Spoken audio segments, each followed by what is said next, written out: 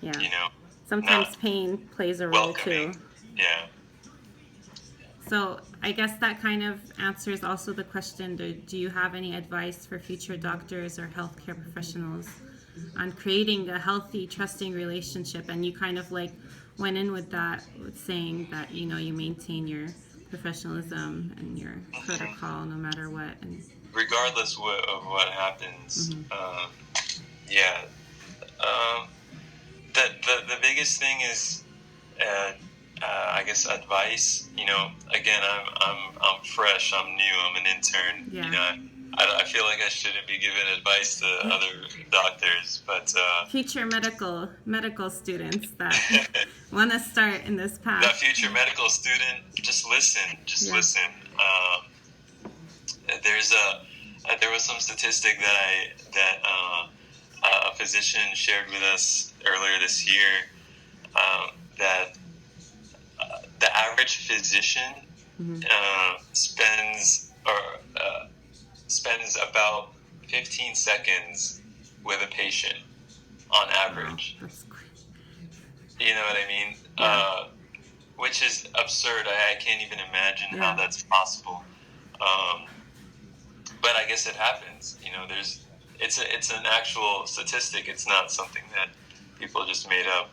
Uh, but don't be in that category. Yeah. Is my suggestion. Um, be open, be attentive, and listen to what's going on. This patient is sick, and they need your help. So don't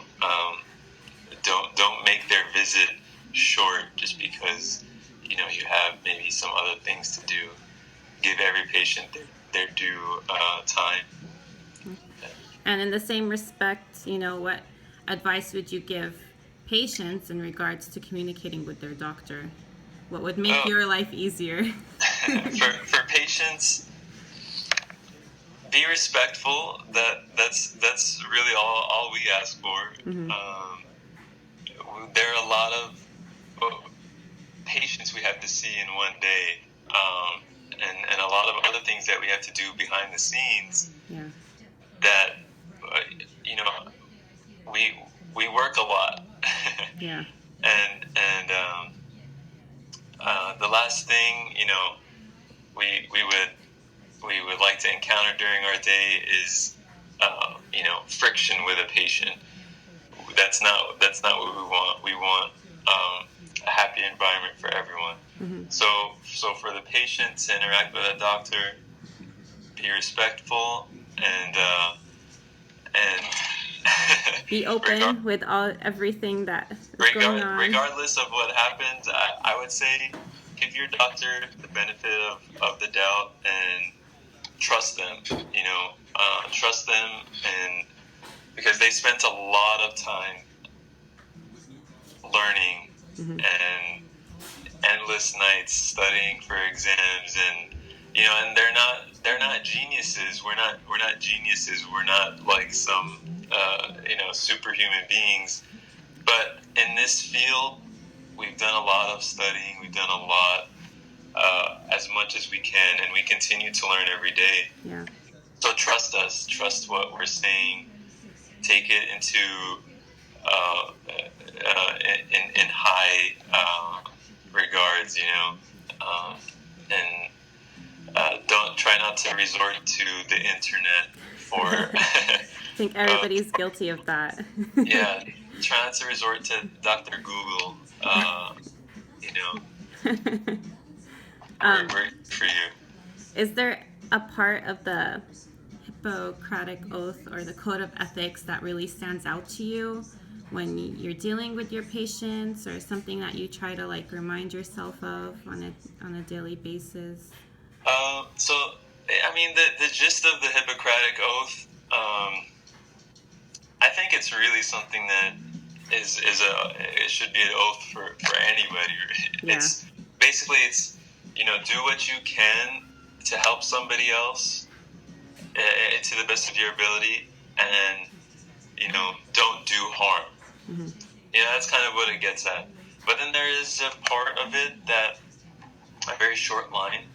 By the way, the old Hippocratic Oath there's like an old one, and then there's a modern one. So I'm referring to the modern one that we say. But there is a line that says, kind of in summary, it just says that prevent whenever there is a chance, prevent disease, because prevention is always better than curing. That's something that stands out to me, because that not only, it kind of takes off a little bit of responsibility from the doctor. Yeah. There's only so much we can do, and we try to do what we can, but the patients also have to help us help them. Yes, exactly. So if we recommend a certain diet, if we recommend staying away from bad things like smoking and alcohol and things like that, that's us trying to help you, but then you have to kind of give us something back. Yeah. That's preventing disease. That's preventative medicine. Preventative medicine is actually a very big thing, and there are things in life, in medicine, that you can't prevent. If you're genetically predisposed to something, like if you're predisposed to having a specific cancer, or say like an autoimmune disease, there's not much you can do to prevent that. But there are a lot of things, a lot of diseases that can be prevented. And so it is the doctor's responsibility to make sure the patient knows what they can do to educate them, to educate the patient, and so that they can prevent these diseases from occurring, and just lead a healthy lifestyle. Well, sounds good. Thank you for all the advice, and for taking the time out of your, I know, very busy schedule to answer some questions. We're in the night shift right now. Well, I won't take up any more of your time, so thank you once again, and I appreciate your input. And you're welcome. have a good night. All right, you too. Goodbye.